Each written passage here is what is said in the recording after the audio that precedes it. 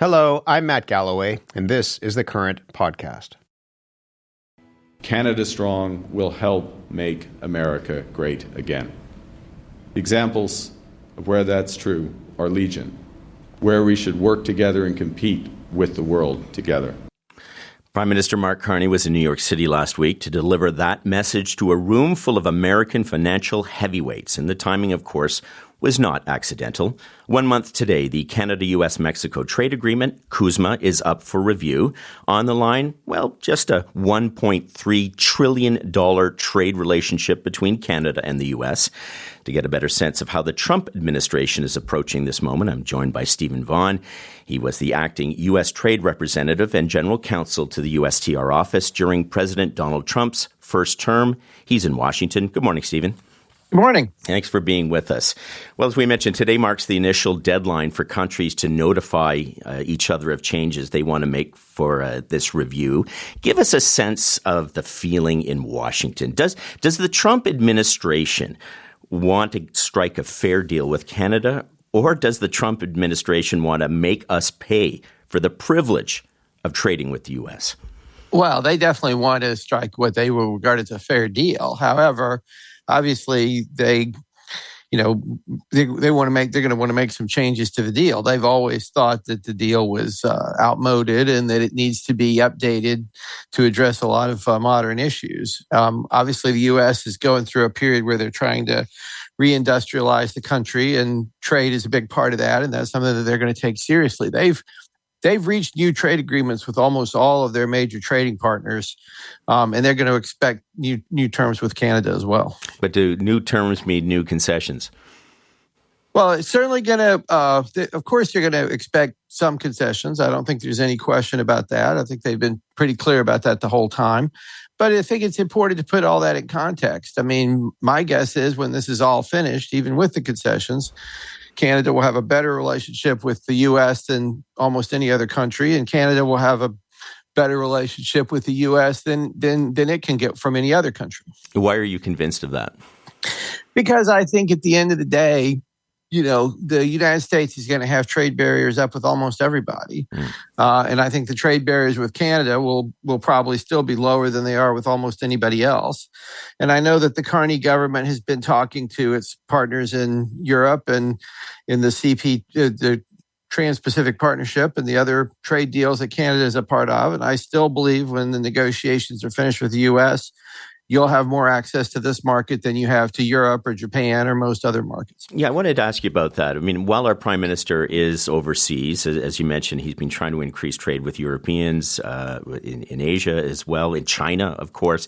Does that sort of sour our relationship with the U.S., in your opinion? No, I don't think so, because I think the Americans are quite confident that no one is going to give you that much market access. I mean, look at the problems the UK is having negotiating with the EU. Yeah. Look at the problems that everybody has negotiating with countries in Asia. So I think that, you're welcome to try, but we think at the end of the day, the U.S. is still going to be far and away Canada's best option. We heard the clip of Prime Minister Carney off the top when he's got this message, Canada Strong will help make America great again. That was the message he brought down to the New York City crowd. How did that land in Washington?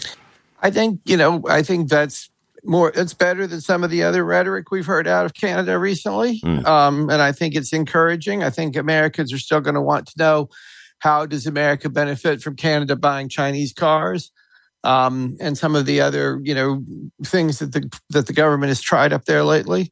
But certainly that type of rhetoric is going to go over a lot better than some of the more hostile and aggressive rhetoric that we've heard. Well, tell me about that, because I'm curious to know about that. When we're having a trade relationship, as we mentioned, $1.3 trillion, how much does rhetoric really enter the equation? Does it have an impact on the actual negotiations? Well, I think there's a big difference between, if you look, for example, the negotiations with Mexico, and you look at what you've had over the last year and a half, there's been very little rhetoric between the U.S. and Mexico. It's been the perception here in Washington is that the negotiations with Mexico are taking place at a very technical level. The business communities are involved. The technicians are involved. And I think the perception here is that U.S. and Mexico are much closer to a deal. It all depends on rhetoric in and of itself doesn't necessarily affect deal making, but the question becomes how committed are you to getting a deal? Are your people authorized to really sit down with USTR and make the type of concessions that USTR is looking for? Or are you, more interested in sort of playing to the crowd? That's where I think it becomes important. But do you see Canada as being somehow stubborn in our approach with trade in the U.S.?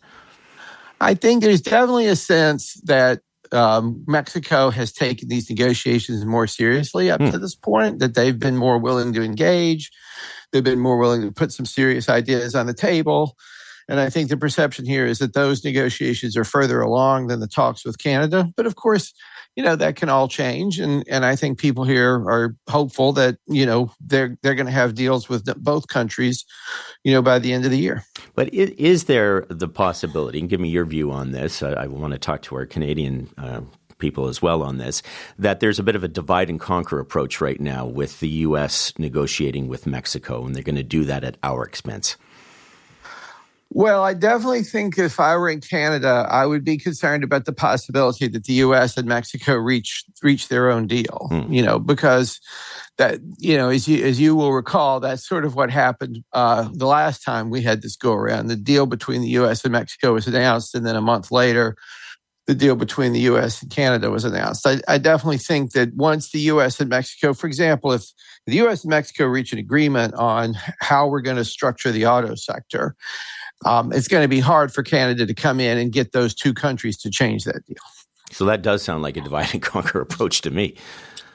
Well, I think the Americans, I wouldn't call it that. I think that we have certain issues with Mexico and we have certain issues with Canada. And there's some issues where it makes sense for us to go ahead with Mexico. There's other issues that are more Canadian specific. So I think it's just an efficient way of conducting the negotiations. So what advice would you have for the Canadian team moving forward? For one thing, I would make sure that that you've got your technical people and you've got everything working at a very technical level so that it's not just all, being distracted by political rhetoric. And I would make sure that, the business community in Canada is very involved so that you have a good sense of how important this relationship is to your stakeholders in Canada. And then I would be, working pretty aggressively to see if I could get this thing done as quickly as possible. I mean, if it's not done by the end of this year, then you're getting very close to another U.S. election cycle. And it could take a while before it gets finished. We'll be watching. Stephen, great to have you on the show this morning. Thank you very much. Thanks for having me. Stephen Vaughn was the acting U.S. trade representative during President Donald Trump's first term. Well, for the Canadian perspective, I'm joined by two guests. Brian Clow handled Canada-U.S. relations as Deputy Chief of Staff to former Prime Minister Justin Trudeau. He's here with me in our Toronto studio. And Jacques Shore is a partner at the law firm Gowling WLG and an expert on international trade and government affairs. He's in our Ottawa studio. Good morning to you both. Good to be here. Good to be here. Thank you. Brian, let me start with you because I just want to get your views on what you heard there because I read you said guys in the Trump administration hate Canada. I saw that quote from you. I'm listening to him and I'm thinking, I don't know if there's hate, but there just seems to be maybe a little stern feeling towards Canada. What do you think? There's definitely more of a feeling in the second Trump term versus the first Trump term when I was there, that some folks in the MAGA movement have a feeling towards Canada that's just much more aggressive and negative towards the country as a whole. And that is definitely influencing the feeling in the administration. That's my view. But how does that actually influence? And that's what I was trying to get from Stephen as well. With the rhetoric, what role does this play? What impact will that have on the outcome of these negotiations? Well, I'd say in the first Trump term, it was very tough. We faced a lot of challenges, particularly on the trade front. But at the end of the day, both sides, Canadians and the Americans, ultimately wanted to get to a deal. That was Plan A. This second Trump term, I'm not so sure the Americans are looking to get to a deal that is good for both sides. And that's why this negotiation has been so tough so far. And it's why we don't have a deal yet. Jacques Shore, how would you describe the current Canada-U.S. relationship? Well, I think it's a challenge. I have to say that I was pretty well heartened by what Stephen Vaughn had to say, because I think he very plainly sort of set out almost a bit of a roadmap as to what we should be doing. There's no question that it is in our economic national interest to make sure that we come up with a deal. And I guess I'll start off by saying that if there are elements that are a bit difficult for us, well, we have to sort of think about how can we make that bitter pill as small as possible so that this can work out, and then maybe take advantage by being able to ensure that we have other elements in this deal that are certainly to our interests and work well. I mean, this is an issue right now where we have to focus on how we make this deal work. I mean, so much of our economy depends on this. I think that what the Prime Minister has done is certainly correct in terms of diversifying our trade activities with other countries, which could also be to the benefit of the United States. But I think we have to really demonstrate to the U.S. just how critical it is for them and for us. And I totally believe, I thought that was a fantastic statement made by our Prime Minister, that, of course, we can help make America great again. Canada North Strong is sort of a feature that I'd like to see that better understood also by Americans that maybe have an irritant feeling towards Canada today. But that means we have to work hard, but I have no doubt that we can actually achieve that just simply because of the relationship that's lasted and how beneficial it's been for both our countries for these many decades past. But what leverage, Jacques, do we have in achieving that? Well, I think we do have leverage because we have things that the Americans do need. Just a few months ago, we were talking about the fact that potash is something the United States does not have. We have the ability of being able to sit down and address issues with respect to critical minerals, which are extremely, at this point, critical. We have the ability of being able to demonstrate that we are a reliable partner. We have areas that we could look at in agriculture, in energy.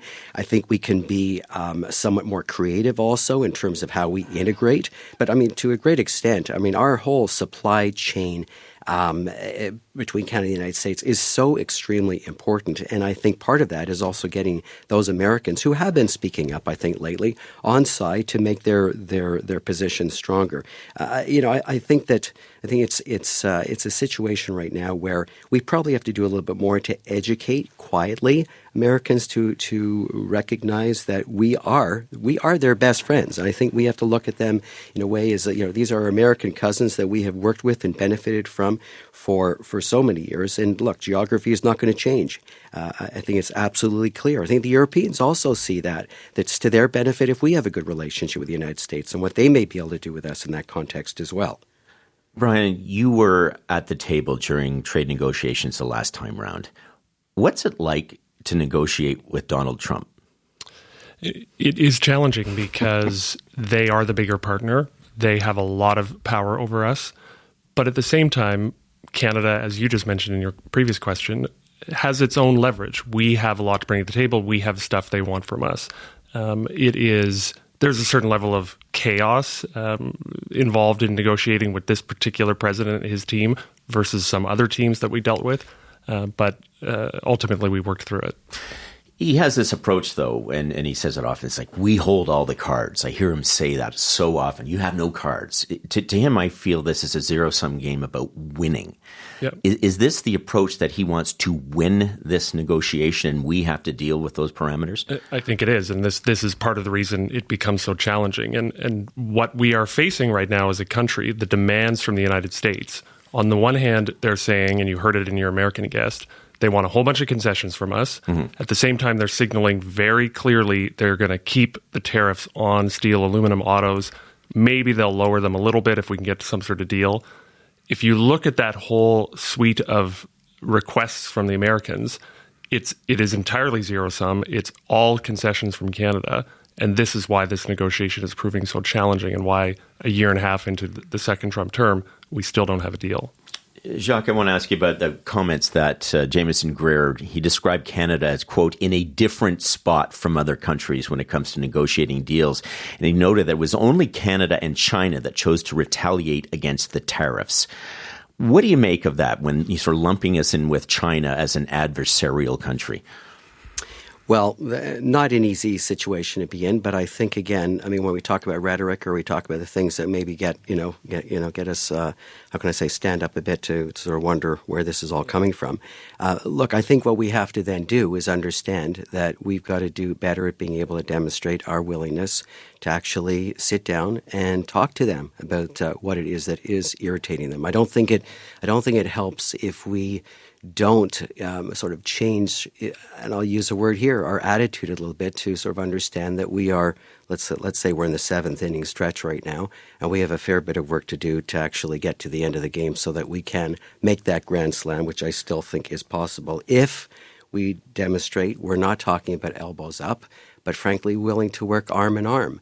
And I think it's sitting down and understanding some of these things in a clear way. Look, previous administrations have had problems with Canada as well. Maybe it hadn't been so public. Perhaps previous presidents not been so open in terms of the way in which they describe that relationship or how they feel about Canada. But, I remember Condoleezza Rice used to say, how come when we sit down with Canada, it's always about condo issues? We're not talking about global issues. And I think that's where we've learned, we can learn a lot. I think that our government right now, our Canadian government, I think is really standing up. Look at, there were real concerns, true or not, with respect to fentanyl, but we're addressing that. There were concerns about how we approach issues on defense. It is remarkable that in the short period of time that Prime Minister Carney has been Prime Minister, that we have increased now up to 5%, and we really are playing a serious country out there that recognizes that North American defense is important, and we have to look at the North and elsewhere. So that's sort of an example of what I think we need to demonstrate to the United States. Yeah, Brian, what do you think about that? We've increased defense spending. There was this thing about fentanyl being an open border there, which was not true. There's some issues there. We have addressed those. Will those make a difference when you still have the idea that they're going to be increasing the tax on streaming services, which has been an irritant? The fact that here in Ontario and other provinces that pulled U.S. booze off the shelves seems to be an irritant. Where are we in terms? Are we making the right concessions, or are they still seeing right now as us being an irritant? Right. Where I agree with your guest is I actually do think this is an opportunity to come to an agreement. Despite the challenges that we talked about over the last year and a half, the July 1st deadline, the review date of CUSMA, presents an opportunity for all sides to come together and try to see if we can get to an agreement. I know the Canadian government, that is plan A, to try to come to an agreement here. But we've got a lot to overcome. Is there a plan B where we don't come to an agreement? Plan B is we continue in the same situation we're in right now, where the deal enters this period of ongoing annual reviews and the conversation continues and the irritants continue. Okay, well, we'll be watching this one closely. We are, I don't know, Jacques, you say we're in the 7th inning stretch. I'm not sure exactly where we are in all this, but it's the next little while. It's all coming down to the line. We'll be watching this closely. Thank you both. Brian Clow was Deputy Chief of Staff for former Prime Minister Justin Trudeau. Jacques Shore is a partner at the law firm Gowling and an expert on international trade and government affairs. Thank you both. You've been listening to The Current Podcast. My name is Matt Galloway. Thanks for listening. I'll talk to you soon.